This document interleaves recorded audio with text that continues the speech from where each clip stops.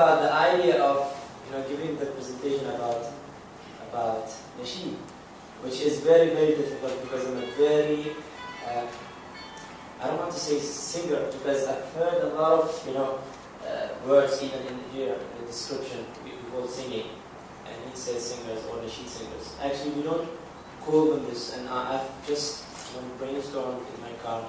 What should I just call anybody who's like doing our art? We call him Munshid, and the plural name of our Munshid is like Munshideen. So we don't call them singers actually. If they sing with music, of course they are called singers. But when it comes to us, we call them only Munshid. So basically, when we talk about Nasheed, it's a very simple idea that when it comes to Nasheed, because we don't have music in Nasheed. It's only our vocals. It's only a cappella. And of course, if you hear about so many Islamic singers in the world, like Sami Yusuf or Mahazin, those are the most famous singers in the world when it comes to Islamic singers. They use music. So it's a very difficult thing. If I have to be honest when it comes to this, it's actually a very religious thing when it comes to Nasheed, because they are saying that in Islam, especially the conservative people in Islam, they say that music is forbidden. So of course, we've heard this. I remember one day in Australia, we were having an English course for 7 weeks, and the teacher said to us, "Okay, what kind of music do you listen to in Oman?" One of them said, "Oh, music is forbidden." She looked at the Brazilian guy. She said to him, "Imagine our life without music."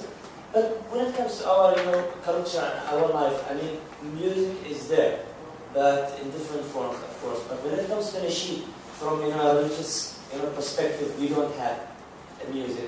Yes, we have the same. It's almost, if you listen to if somebody here and you listen to him in the radio, exactly, it's like a song. But anything that comes, the melody that comes as a background for the Munshid, vocals, pure vocals. Actually, when we go to the studio now, since the technology evolved in the Nasheed, it developed a lot. At the beginning, let's say 15 years ago, Nasheed had a very, very modest and humble start. You cannot imagine that not many people knew about Nasheed. I knew about, honestly, I am from a very, 11 years.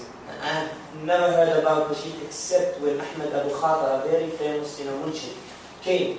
How many years ago? Maybe when I was, 10 years ago. So imagine before that I was listening to music. But when it comes to, what is Nasheed basically? Nasheed taking lyrics, but not any lyrics. The lyrics that we take, it has two types. The lyrics that we use, it's a poem. Basically, it's a poem, whether it's in classical Arabic or what do they call it? A poem called the language used is the Bedouin.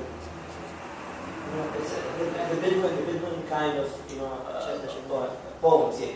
So we have those two types of lyrics. We use them. Basically, I don't want to talk a lot about that. And if we go to the studio, basically, the vocals that we use based on the inspiration is taken from music. Purely, the inspiration is taken from a keyboard. What do we do basically? We play that Nasheed, or we play the melody, and then we change it through programs or by just pure vocals, the microphone, and just play it as a background. So, what is Nasheed?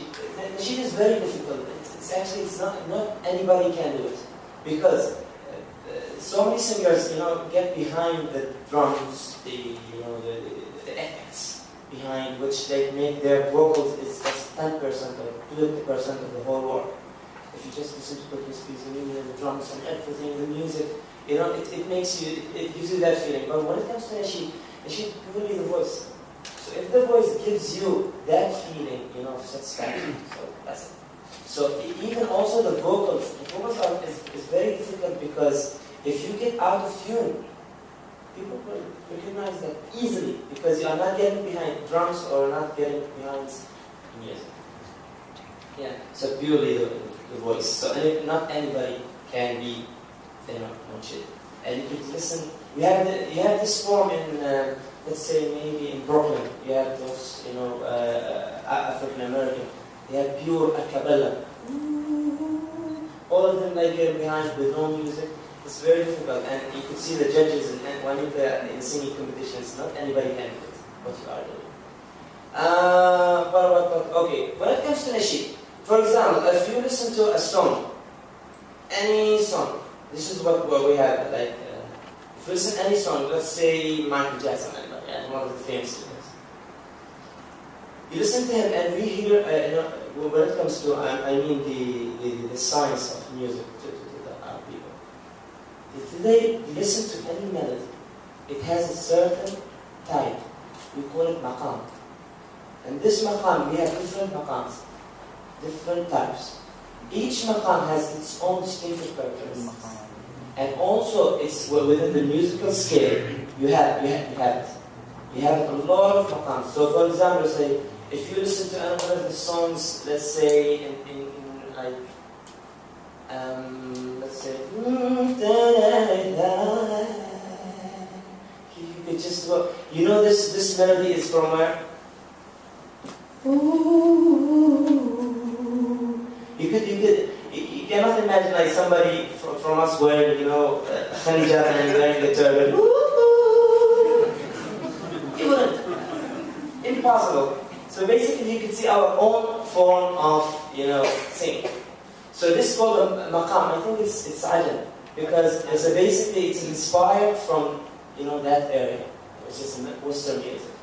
But when it comes to our music, especially the musicians, anybody who listens to music, used to listen to Western music. When it comes to our music, he would feel that it's out of tune. To you, as music science, it is out of tune, but to us, any melody has maqam. So I think I had a demonstration on the YouTube, but we will listen to it at the end of it. So for example, if I give you a few examples, if you listen to adhan, you go to an area, you listen to adhan and let's say Mecca, and Al-Haram, you know, where Kaaba we have. So if you listen to adhan, the pure adhan that we have, Allahu Akbar,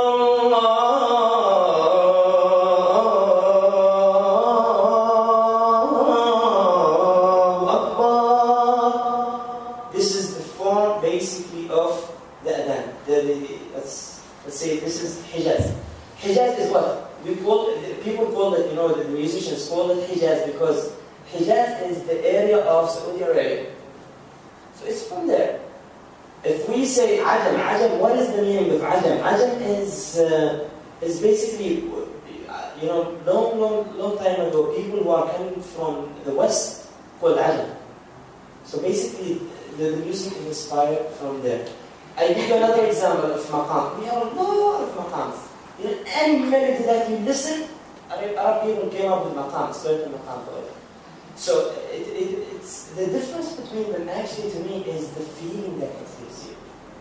You know, any melody that you listen. So for example, if we say Sabah maqam Sabah, if we say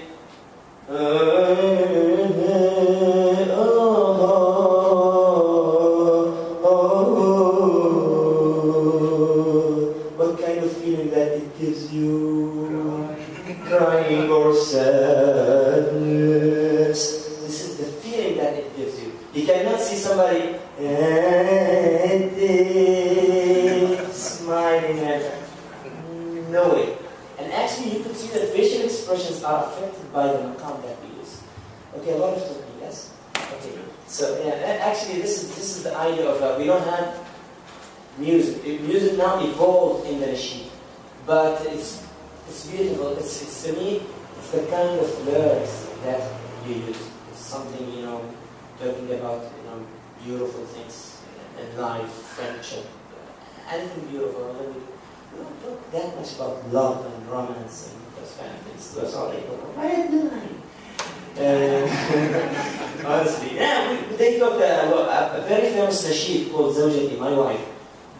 Very famous. It was the first one. Ahmed Al Busafi from United Arab Emirates. He was the only one to talk about a very sensitive thing when it comes to relationships, and it got very, very, very famous.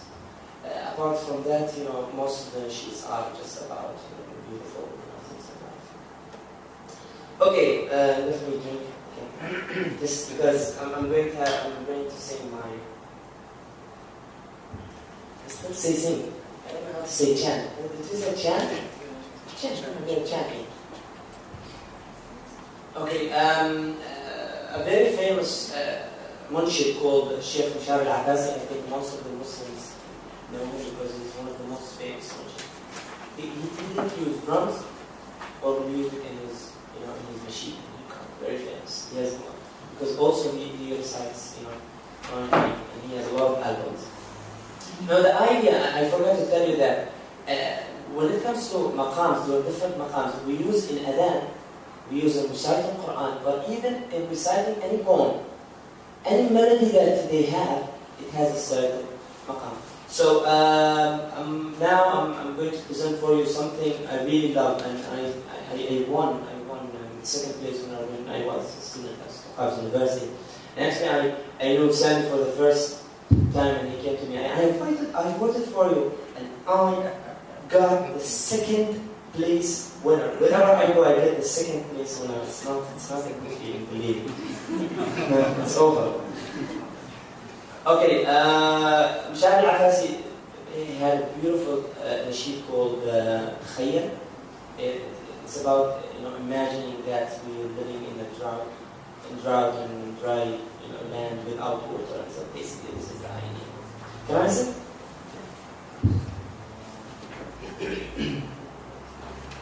Okay. So he's recording on my voice. If I get out of tune, okay.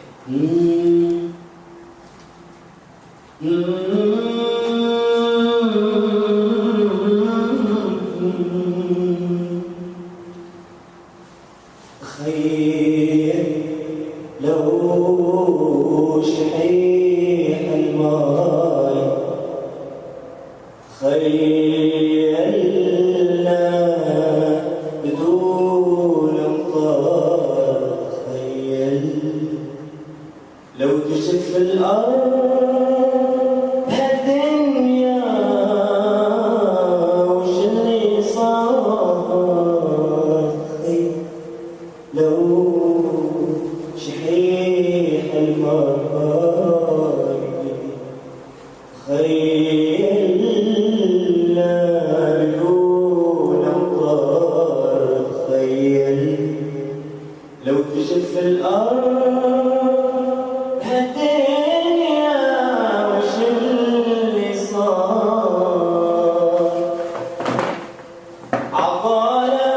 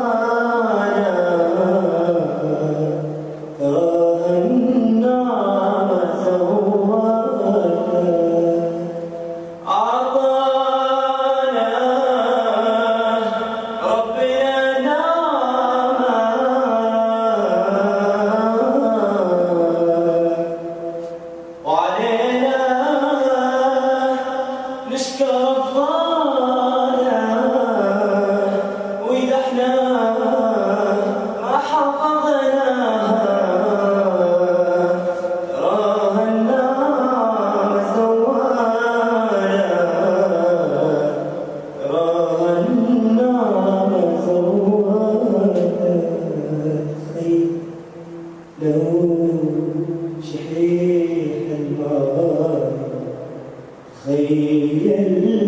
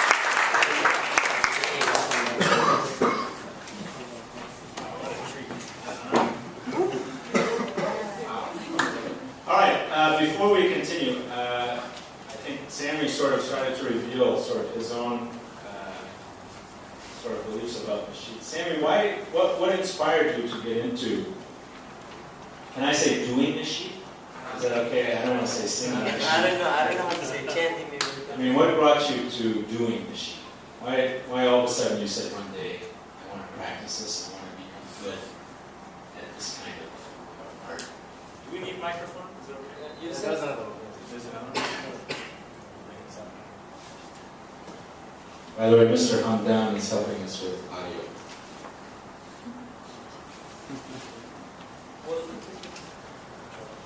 Check. Okay, well that's actually Nasheed.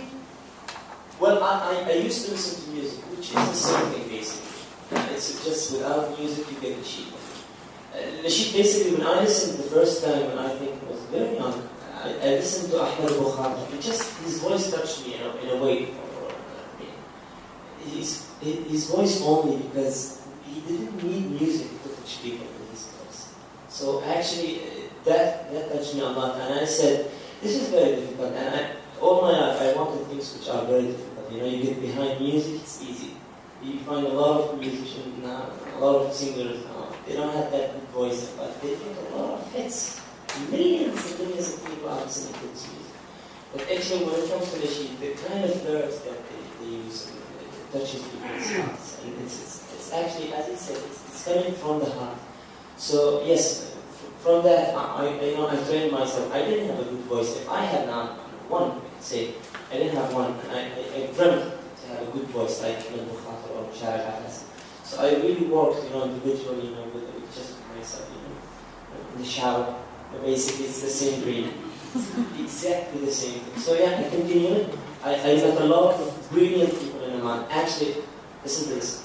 We have a lot of people who are Nasheed or Nasheed singers, who got contracts from very big companies, singing companies in the Gulf, in the Arabian countries, the best, but they refuse because they are having this kind of thing. They are going with Nasheed and not going with music. So we have brilliant voices actually, and I don't want to forget. And Sami and Mus'ab are coming from a group called Ritaj. And to me, actually, Ritaj is the most successful Nasheed group in the country because they have a lot of albums, and they have their own studio, and they just launched their new album. It's on the, what do you say, it's on the, yeah. Can you buy it on iTunes? Are you on iTunes? No. Did you put it on iTunes? We have one copy with It's gonna buy it, you could find it in Islamic language. It's beautiful.